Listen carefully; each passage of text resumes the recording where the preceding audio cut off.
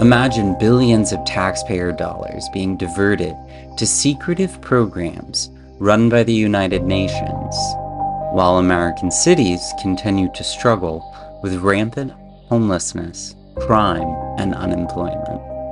What if we told you there's a hidden agenda behind these funds aimed at bringing in more migrants to the US?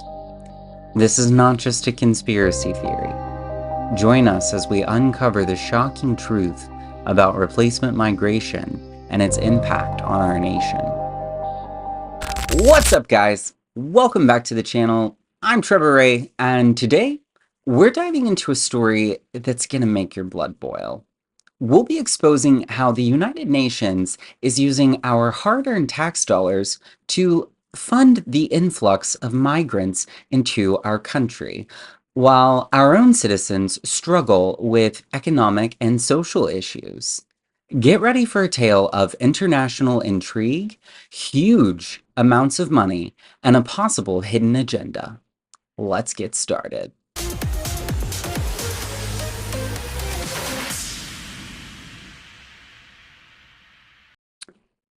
The United Nations receives massive funding from the US, including through initiatives like the Global Compact for Migration, which we'll discuss later in the video. But what if there's more to the story than meets the eye? As one of the largest contributors to the UN, the US provided over 18 billion in financial support in just 2022 alone. That's 165% more than the second highest member nation, Germany, who paid just over 6.8 billion. That's a huge price difference. While this is often explained by our government as a commitment to global cooperation, it begs the question, shouldn't our domestic issues take precedence before allocating such large sums to international organizations? Shouldn't our government prioritize addressing things like homelessness, unemployment, and many of the other pressing problems faced by millions of Americans? I mean, I'm just asking questions here, right? I just have some questions. Sorry, I'm a little riled up, but like, it's a lot of money. But so here's where things get truly concerning.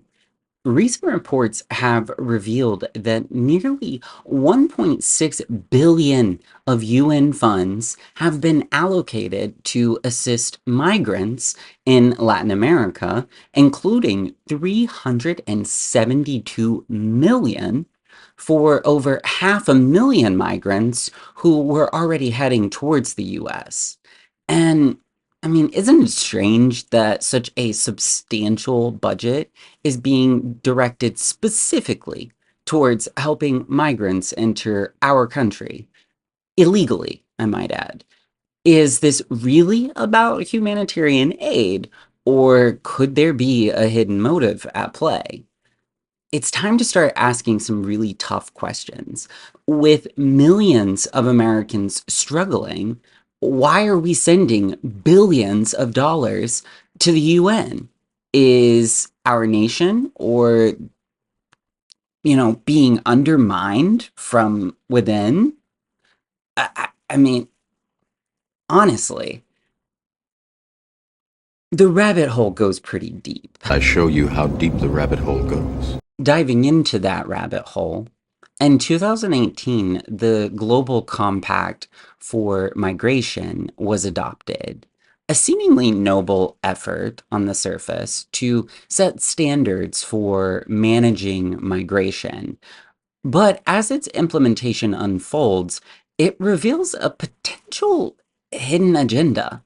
While some applaud it as a necessary step towards better management of global migration, others are skeptical of its intentions. Is this a genuine attempt to address complex issues, or an overreaching power play by international leaders with no real authority over our country and its borders? I mean, we've already seen how the UN likes to operate, so it doesn't surprise me. But the concept of a shared responsibility, as it is mentioned in the Global Compact, it brings up some concerns about one, the loss of national sovereignty. While the emphasis on human rights raises questions about neglecting citizens' needs and voices. And what about the safety and security of those in host countries? Should their well being be sacrificed for the sake of safe migration? We've seen multiple instances over the last year to 2 years that Biden's border crisis has been going on. There have been so many violent instances of migrants assaulting our people, our citizens. What is being done about that? You know, as much as a global compact for migration may claim to have good intentions, its true impact and effectiveness, it remains very shrouded in controversies and skepticisms. Allow me to put on my skepticals. Whoop! So now let's get into the conspiracy.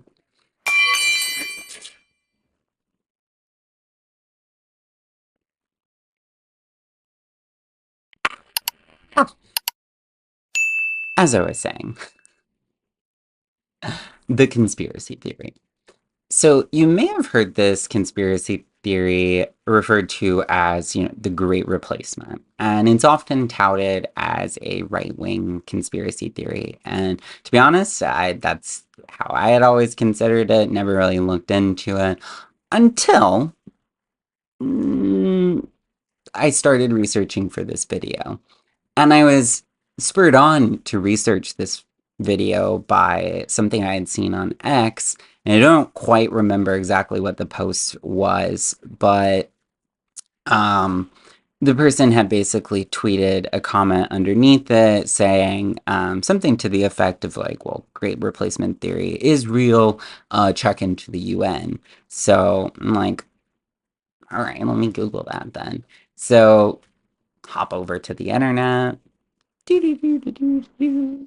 and Google, boop, boop, boop, right freaking there. First search that comes up when you Google replacement migration UN, bam, right there. It is a study called Replacement Migration, and it was done back in 2000. By the Population Division with it, which is a division within the Department of Economic and Social Affairs at the United Nations. And it was proposed as a solution to declining and aging populations with projections, I believe, going out to 2050. What year is it now? We're halfway into this. It's 2024, almost 2025. So, let me explain to you what replacement migration is. The concept of replacement migration is touted as a solution to declining birth rates and aging populations in developed countries. And I mean, it just sounds too good to be true. Like, oh, a country has declining populations. There's people that need migration. Let's swap them out. It suggests that, international migration can offset the demographic challenges, but what demographic is really benefiting from this? According to the UN study, developed countries like the US are projected to require substantial numbers of migrants in order to sustain our population sizes and our working age populations as well. In fact, Japan is estimated to need over 500 million migrants by 2050. But again, at what cost? Are we being replaced by design. While it may seem logical to bring in large numbers of migrants to fill gaps in sectors like healthcare and construction, the reality is far more complex than that. Many citizens feel left behind by globalization, and this influx of migrant workers with economic benefits failing to trickle down to that average worker. And consequently, they feel that on a daily basis as we go through things like inflation, and then you have left wing and liberals and Democrats suggesting that, oh, we need those people, and it's not really negatively affecting us. But more often than not, those individuals do actually tend to come from pretty wealthy backgrounds. And so they don't actually feel the effects. And it isn't necessarily their jobs that people are coming after or coming to this country to pursue.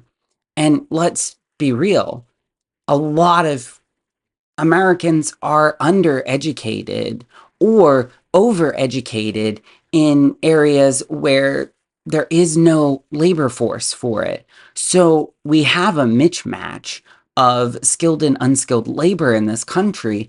And eventually we're all going to start to feel it. And we're noticing a lot of migrants are filling skilled labor jobs.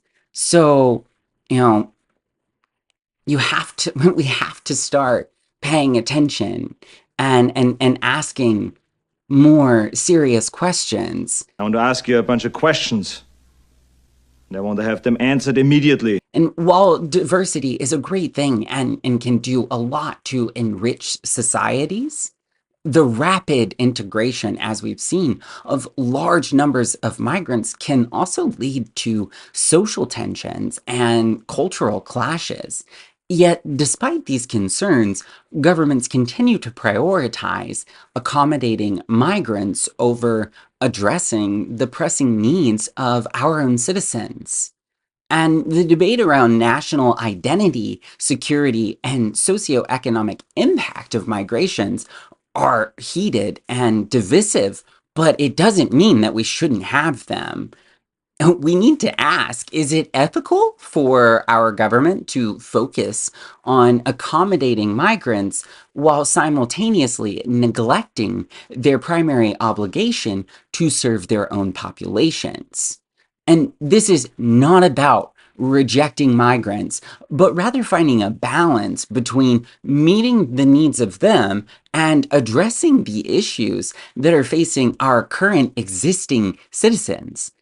Americans are grappling with significant social and economic challenges, and it's crucial for politicians and policies to prioritize their own citizens before extending extensive resources to migrants. And replacement migration may be presented as a solution, but it raises so many serious questions about priorities and responsibilities. Can countries responsibly integrate large numbers of migrants into their societies without neglecting their primary obligations? Ultimately, it is up to the governments to find a balance and address the pressing needs of both citizens and migrants in a sustainable manner. However, we, the people, also have a voice, and you should be knowledgeable and aware of what it is that your politicians are voting for and what policies they are putting into place. And when it comes time to reelect them, you should take all of the picture into account, not just how someone looks or the fact that they have a certain letter by their name. You need to make an informed decision about what you believe in as an American and what you want for your families and for your communities. You have the voice. Make sure you use it to combat your government, to combat our government. As the debate over migration rages on, recent data is painting a very complex and unsettling picture. Reports say today's events come days after documented verbal confrontations between the Texas National Guard and migrants. However, nothing has ever escalated past shouts up until this afternoon. This video taken by our KTSM crew shows two soldiers holding a man down on the ground while two women shout and plead for the soldiers to stop. This chaotic scene is something Border Patrol agents say is avoidable, but migrants are receiving false information that is putting themselves in danger. Tonight, two Venezuelan migrants are under arrest in Houston, charged with murdering 12-year-old Jocelyn Nungaray. He took away my firstborn. I was a teen mom. She's who helped me grow, mature. Immigration authorities say the suspects crossed the border illegally earlier this year and were released into the U.S. by the Border Patrol. Police say the men strangled Jocelyn and dumped her body in a creek. Her mother is devastated. 5 suspects in this brutal attack on NYPD officers have been released without bail, arrested and released. The attack happened near a migrant shelter in Times Square. ¿Por qué? ¿Por qué? No, ya va, porque no la llevan.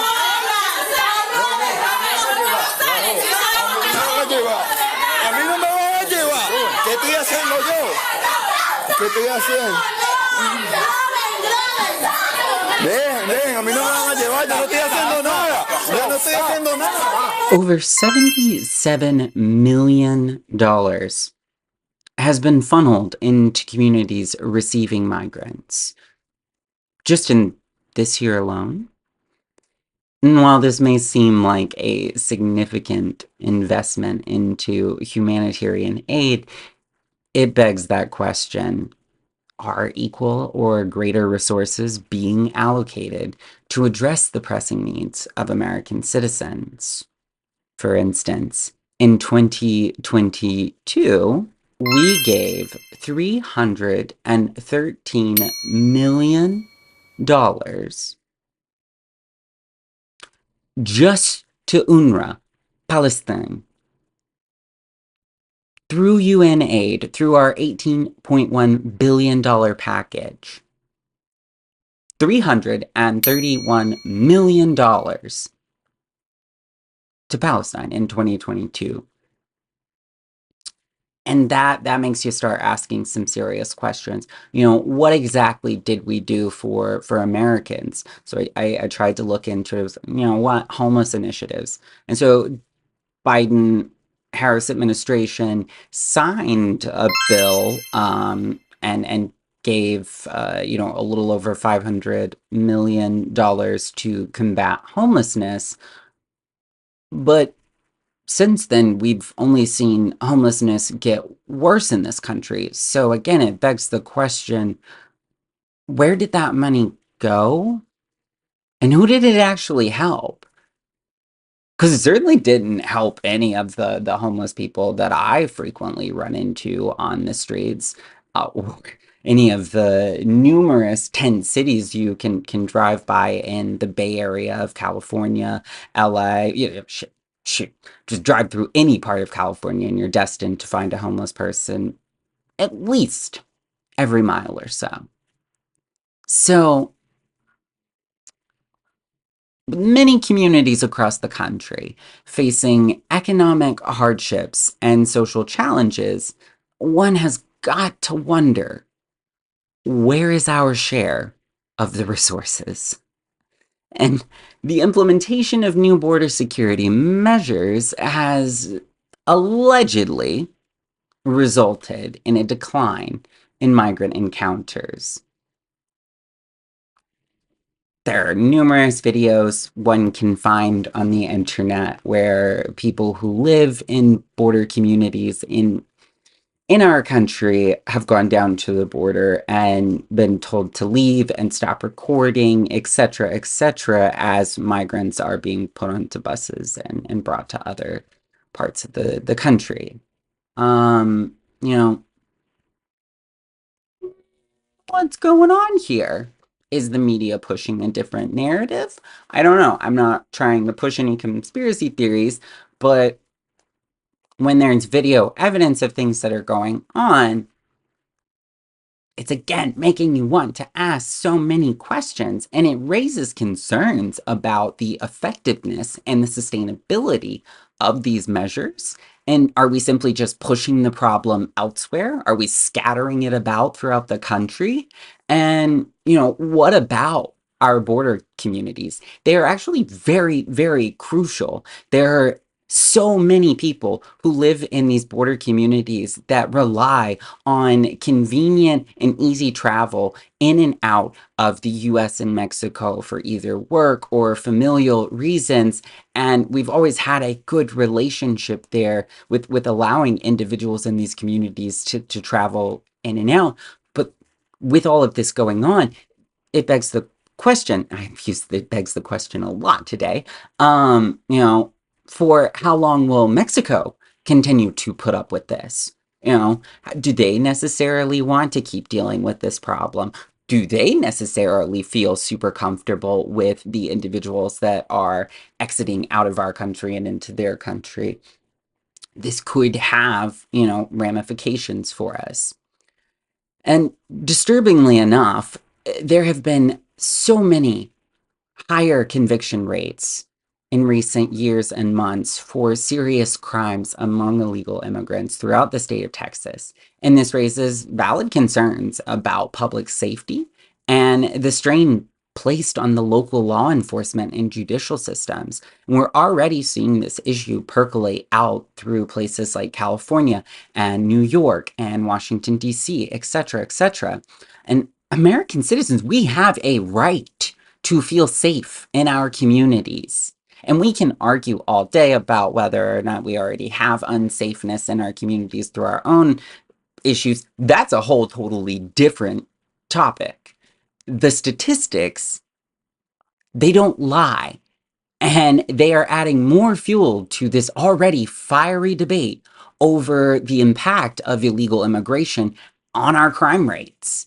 And various programs are claiming to support migrants with essential services such as cash-based interventions. One cannot ignore the underlying message that's received there. Resources that could be going towards aiding struggling American citizens are instead being directed towards migrants, with many Americans lacking access to vital services like healthcare, housing, education. There is a valid skepticism about whether these resources are being fairly and effectively distributed. In the midst of this ongoing struggle with migration, one must ask, where does that leave American citizens? I am sorry that I neglected you, and I didn't realize you were that upset. So, what is the broader context here? The UN alleges its goals are to align migration policies with their sustainable development goals, and that should enhance stability through better migration management. But at what cost? The Global Compact for Migration and its related programs are constantly evolving. And they are always promising to create a harmonious international approach to managing migration. Yet, as these initiatives gain more and more traction, concerns have been raised about their potential impact on national policies and sovereignty. There's an ongoing debate over the influence of international organizations, such as the UN, especially with regard to our national migration policies. Some argue that this could lead to the erosion of our individual nations' autonomy, with policies being imposed from above that don't necessarily align with our best interests. And while the goal of humanitarian efforts is undoubtedly a noble one, there is a very delicate balance that must be struck. While global stability is crucial, so too are our national interests, such as our national security, our national economic stability, and our social cohesion. And the question still lingers. Are these international initiatives prioritizing a global agenda at the cost of jeopardizing national priorities? One cannot ignore the fact that the Global Compact for Migration and similar initiatives, like the migration replacement, are one-size-fits-all approaches to managing migration worldwide. While this may seem efficient on the surface level, it raises serious questions about whether these solutions truly address or benefit the specific needs and challenges faced by each respective country.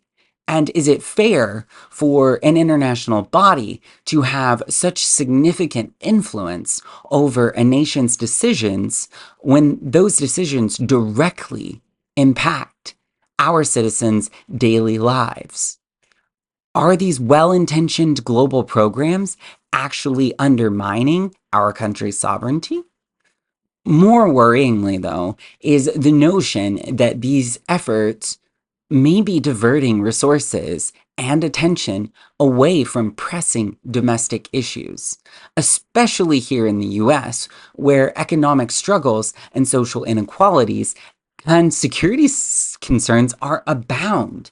How can our government justify prioritizing migrant support without adequately addressing our own citizens' needs first? Is it justifiable to ask our citizens to bear the cost of global humanitarian efforts when our own needs aren't even being met? As we mentioned at the beginning of the video, we sent over 18.1 billion with a B, dollars to the UN, and saw none of that invested back into our own country. Could you imagine what our government could have done for the people in this country with $18.1 billion? I can never tell if you're trying to help me or destroy me. Despite its admirable intentions to manage migration in line with sustainable development goals, whatever that means, the UN and its involvement raises critical questions and poses significant challenges as we try to navigate this very complex landscape. It will be vital that we ensure our national interests and the needs of our own citizens are not overlooked or undermined in the pursuit of whatever this global objective is. What? After all, it is ultimately we the people who will bear the consequences of any of the decisions made by our government. And it is we the people who make the choices of who we elect to our governments. So I implore you to make informed decisions about the people that you vote for. Promised them everything in the world for getting elected, and you gave them nothing in return. My intentions were good. Intentions are not good enough. All right. That's it for today's That's it for today's expo on the UN's funding for US-bound migrants and a potential replacement migration agenda. What are your thoughts on this issue? It's pretty wild. Let me know down in the comments below. Don't forget to like, share, and subscribe for more hard-hitting content. All of the source material will be down in the bio below. Thank you all for the new subscribers. It is so much fun hanging out with you guys. Until next time, stay vigilant. Thank you for watching. Goodbye.